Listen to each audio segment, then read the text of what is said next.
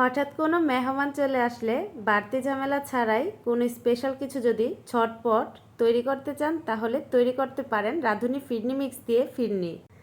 এটা তৈরি করা খুবই সহজ এবং খেতেও ভীষণ মজার। হ্যালো ভিউয়ার্স, আসসালামু আলাইকুম। Welcome back to recipes by Sohana.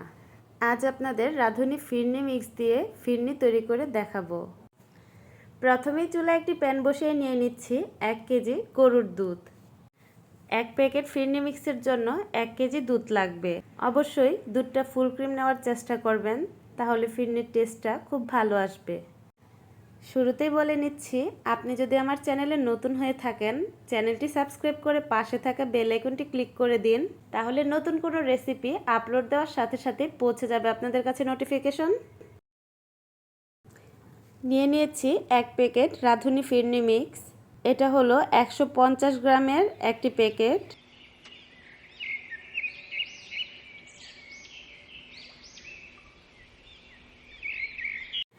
এই পর্যায়ে কিন্তু প্যাকেটে থাকা উপকরণগুলো সাথে সাথে দুধের সাথে মেশাবো না, তো কখন মেশাতে হবে তা আপনাদের বলে দিচ্ছি। আমার চ্যানেলে ভীষণ মজার মজার ডেজার্টের রেসিপি আছে, আমি ডেসক্রিপশন বক্সে লিঙ্কগুলো দিয়ে রাখবো, আপনারা চাইলে দেখে নিতে পারেন। দুধটা তো চুলায় বসিয়ে দিয়েছি। এখন সাইডে দেখতে পাচ্ছেন একটু একটু সাইড থেকে বলক আসা শুরু করেছে। এ পর্যায়ে রাঁধুনি ফিরনি মিক্সটা দুধের মধ্যে অ্যাড করতে হবে। তো প্যাকেটটা কেটে নিচ্ছি, আর এর ভেতরে রয়েছে বাদাম, পোলাও চাল, চিনি, আর এছাড়াও এক্সট্রা যা যা কিছু প্রয়োজন হয় সব কিছু এর ভেতরে আছে। তো বাড়তি কোনো কিছুর আর প্রয়োজন নেই। শুকনো উপকরণগুলো এবার দুধের মধ্যে দিয়ে দিব। আপনারাও চেষ্টা করবেন দুধটা যখন হালকা গরম হতে শুরু করবে সেই পর্যায়ে শুকনো উপকরণগুলো মিলিয়ে নেওয়ার। আর শুকনো উপকরণগুলো দিয়ে দেওয়ার পর সাথে সাথে এটাকে ভালো করে নেড়ে চেড়ে মিক্স করে নিতে হবে। চুলার স্পিডটা কিন্তু শুরুতে বাড়ানোই থাকবে। যখন দুধটা ভালোভাবে বলক চলে আসবে তখন চুলার স্পিডটা মিডিয়ামে রেখে দুধটাকে বেশ কিছুক্ষণ জাল করতে হবে। আর কিছুক্ষণ পর পর অবশ্যই একটু নেড়ে চেড়ে দিতে হবে। আমার দর্শকদের উদ্দেশ্যে আরেকটি কথা, আমার ভিডিওটি ভালো লাগলে অবশ্যই একটি লাইক দিবেন এবং কোনো কিছু জানার থাকলে কমেন্ট করে জানাবেন। রাঁধুনি ফিরনি মিক্সটা তৈরি করতে ভালো লাগে কারণ এটার মধ্যে কোনো ঝামেলা নেই, শুধু দুধ আর 1 প্যাকেট রাঁধুনি ফিরনি মিক্স হলেই চলে। আপনারা যদি বেশি পরিমাণে তৈরি করতে চান সেক্ষেত্রে 2 কেজি দুধ এবং 2 প্যাকেট নিয়ে নিতে পারেন। রাঁধুনি ফিরনি মিক্সে কিন্তু একটা শাহি ভাব আছে, যেটা সবারই খুব পছন্দ হবে। বেশ কিছুক্ষণ দুধটা জাল করতে করতে চালগুলো ফুটে উঠবে এবং দুধের পরিমাণটাও কমতে থাকবে। তো কিছুক্ষণ পরপর কিন্তু অবশ্যই নেড়ে চেড়ে দিতে হবে। আর প্যানের সাইডে যে দুধের সরটা লেগে আছে সেটা কিছুক্ষণ পরপর এভাবে নেড়ে উঠিয়ে নিতে হবে। আপনারা চাইলে কিন্তু রাঁধুনি ফিরনি মিক্স দিয়ে পায়েসও তৈরি করতে পারেন, সেক্ষেত্রে সেটাও খুব ভালো লাগবে।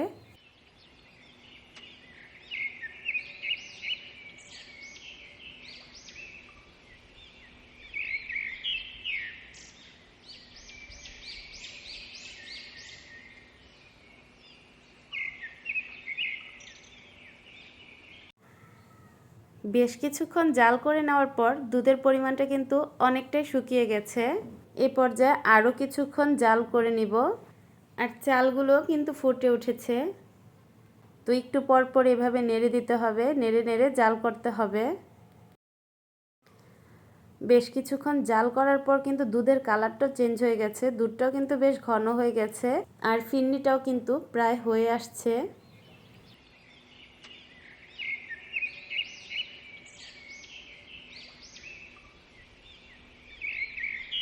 তো একটু কিছুটা লিকুইড থাকা অবস্থায় আমি এটা চুলা থেকে নামিয়ে নিব, কারণ এটাকে ফ্রিজে রেখে ঠান্ডা করার পর কিন্তু এটা আরও ঘন হয়ে আসবে। তো এ পর্যায়ে চুলাটা অফ করে দিব। কিছুটা ঠান্ডা হওয়ার পর আমি সার্ভ করে দেখাচ্ছি, দেখতেই পাচ্ছেন এটা দেখতে কেমন হয়েছে। কিছুটা লিকুইড রেখেছি কারণ আমি এটা ফ্রিজে রেখে ঠান্ডা করে সার্ভ করব। ঠান্ডা হওয়ার পর কিন্তু এটা আরও জমে যাবে। তো আপনারা বাসায় অবশ্যই ট্রাই করতে পারেন এবং কেমন লাগে জানাবেন। ভিডিওটি দেখার জন্য অসংখ্য ধন্যবাদ।